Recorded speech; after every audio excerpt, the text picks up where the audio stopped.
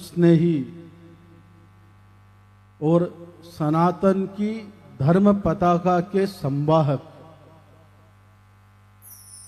पंडित प्रदीप जी मिश्रा पिछले अनेक सदियों से अगर सनातन को सुदृढ़ किसी ने किया है तो वो आपका ही नाम है। जहां जनमानस को मंदिर की ओर लेकर चले गए और आज की इस सायंकालीन धर्म सभा में जोगा मंडी से पधारे हुए लक्ष्मणनाथ जी महाराज, श्री महावीर जति जी महाराज गाड़ोदा से और हमारे स्थानीय दूथा बावड़ी से भागवताचार्य जी, जयपुर से पधारे हुए हमारे पवन जी शास्त्री, पूज्य पिताश्री एवं आचार्य चरणों में अनुराग रखने वाले समस्त सनातनियों, आप हम सबको जिस क्षण की प्रतीक्षा थी वो क्षण आ गया। आज से कुछ वर्ष पूर्व 2016-17 में आप प्रथम बार यहां पधारे थे और हनुमत लाल जी के सानिध्य में यहां दिव्य कथामृत का पान समस्त सनातनियों को आपने कराया था और उसके बाद पुनः ये दिन आज आया है।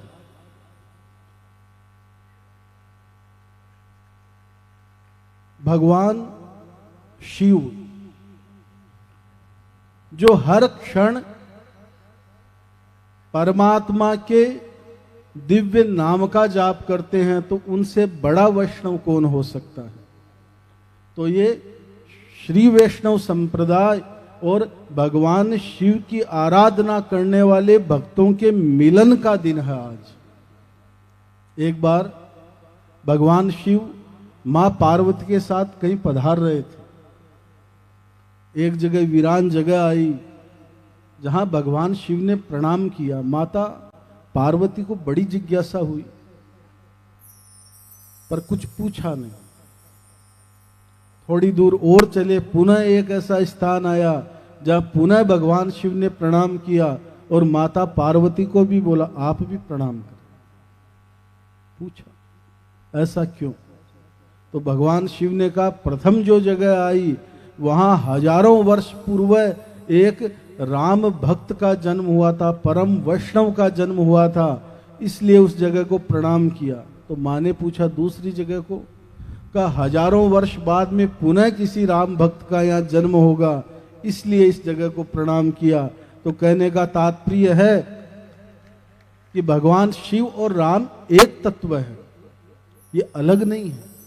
तो उन्हीं भगवान आशुतोष के दिव्य स्थल के निर्माण का जो हमने यहाँ संकल्प लिया है कि 12 ज्योतिर्लिंग शीतलकुंड में स्थापित हो और जनमानस को सदैव दर्शन हो, आज उसका पूजन हमारे परम आप्त प्रदीप जी मिश्रा ने अपने हस्त कमल से किया। और जब यहाँ की प्रतिष्ठा होगी तो पुनः आप लोगों को शिव कथा के साथ में उस दिव्य ज्योतिर्लिंग के दर्शन सुलभ होंगे। यही हमारे डीडवाना नगर के समस्त नागरिकों की अपेक्षा है आपसे। तो ठाकुर जी आप सब पे कृपा करें। आप हम सब अब शांति से बैठ के दिव्य उपदेश का श्रवण करेंगे। जय श्रीमन्नारायण।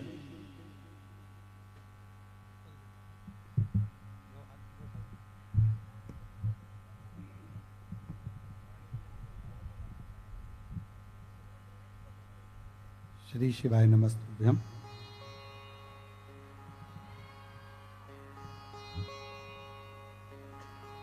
जल वृष्टि का भी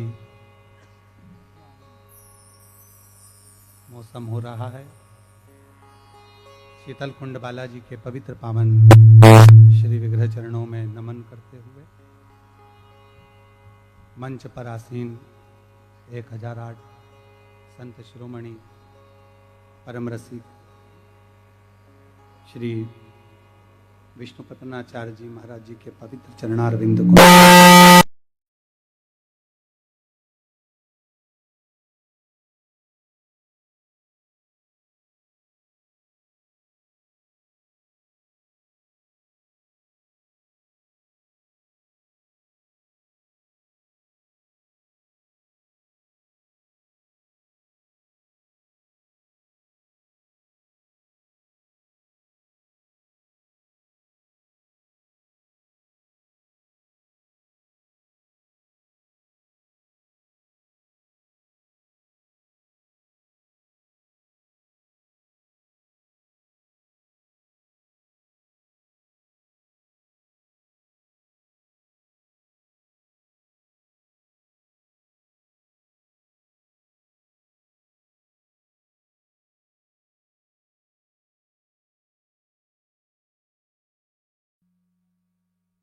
जी का एक उद्देश्य शीतलकुंड बालाजी में 12 ज्योतिर्लिंग की स्थापना होने जा रही है और मंदिर का निर्माण कार्य आज भूमि पूजन के साथ प्रारंभ हुआ है। पूरे डीडवाना क्षेत्र में शायद पहला मंदिर होगा जिसमें 12 ज्योतिर्लिंग एक ही जगह पर विराजमान होंगे और जहां पर आप सभी को एक लोटा जल 12 ज्योतिर्लिंग पर एक साथ चढ़ाने का मौका मिल जाएगा। ये शिव की ही कृपा, शिव की ही उदारता।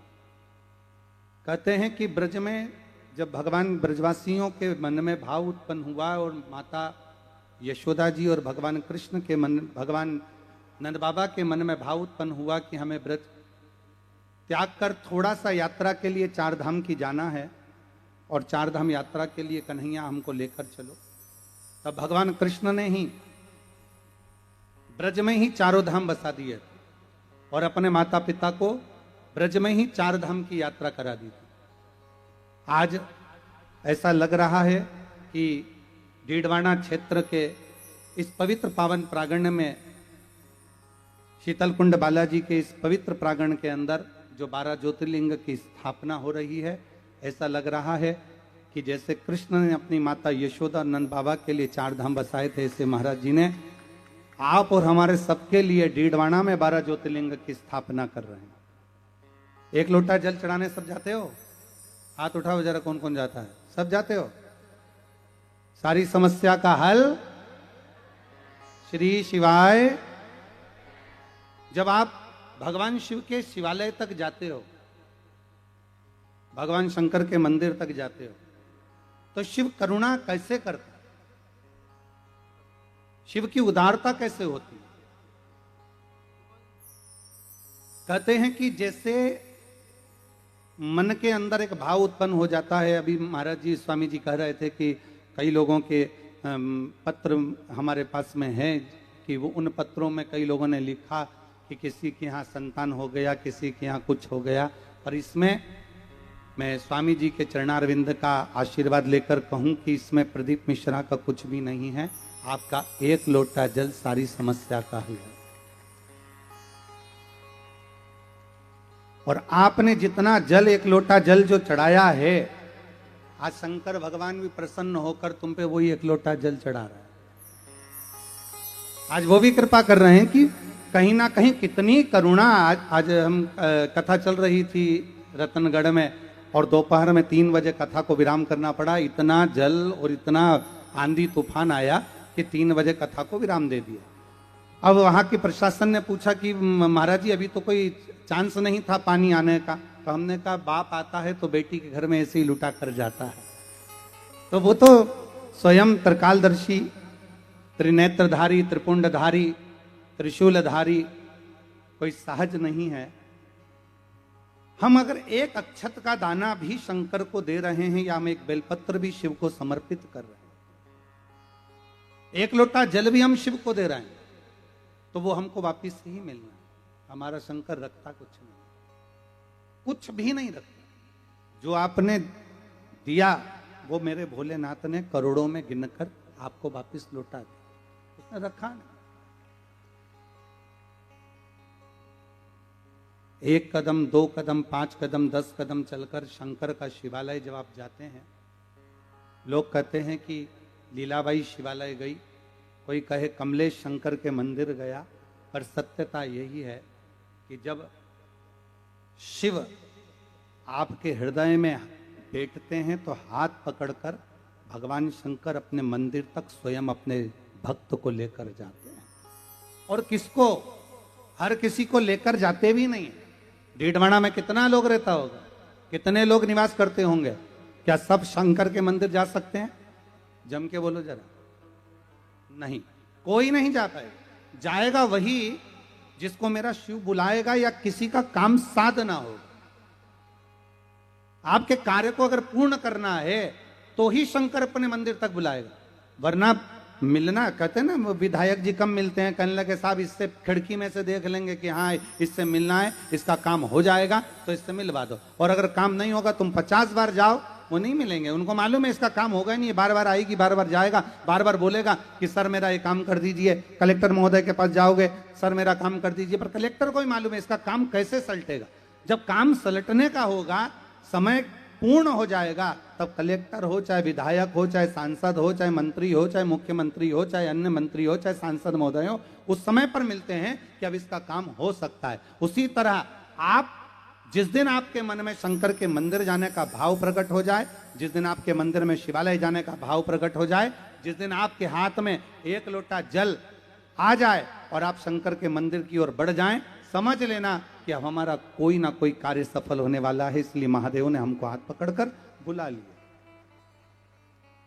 हमारा ये शायद हमारे जीवन की पहली शिव महापुराण की कथा होगी जिसमें हम अपना खेड़ा छोड़कर दूसरे खेड़े में आए। महाराज जी, अपने जीवन की पहली कथा है। हम 6 किलोमीटर दूर भी अपना खेड़ा छोड़कर नहीं जाते, जहां कथा करते हैं वहां पर ही रहकर पूर्ण तरह से कथा का लाभ लेते। पर स्वामी जी सरकार का इतना आशीर्वाद, हम आते आते हमको जो जयपुर वाले भैया लेकर आ रहे थे पारिक जी, तो हम उनसे कह रहे थे कि ये तो स्वामी जी सरकार का प्रेम इतना है कि उनसे जुड़ता वही है जिन पर उनकी कृपा होने वाली होती है। तो स्वामी जी सरकार का इतना स्नेह है, इतनी करुणा है, जो खींच कर यहाँ तक लेकर आ गए। और वो कहते हैं ना कि तेरे डमरू की धुन सुन के मैं काश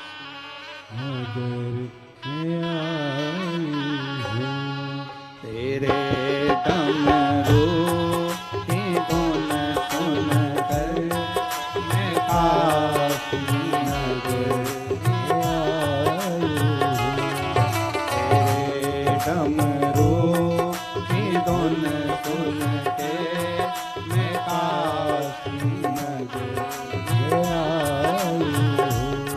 मैं काशी नगरी आई हूँ, मैं काशी नगरी आई हूँ, मैं काशी नगर में आई हूँ। दोनों हाथों से ताली से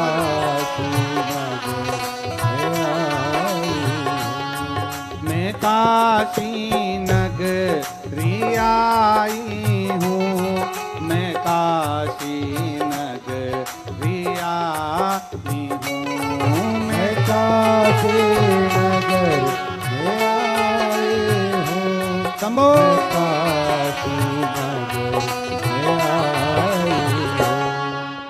मेरे भोले ओ बम बोले, मैं काशी नगरी आई हूँ, मेरे भोले ओ बम भोले, मैं काशी नगर में आई हूँ। देखो कथा होगी जब होगी, पर आज ही ऐसो आनंद ले लो कि उतने दिन तक पूरे चार्ज बने रहो। इसलिए दोनों हाथों से अपनी जगह पर खड़े होकर प्रेम के साथ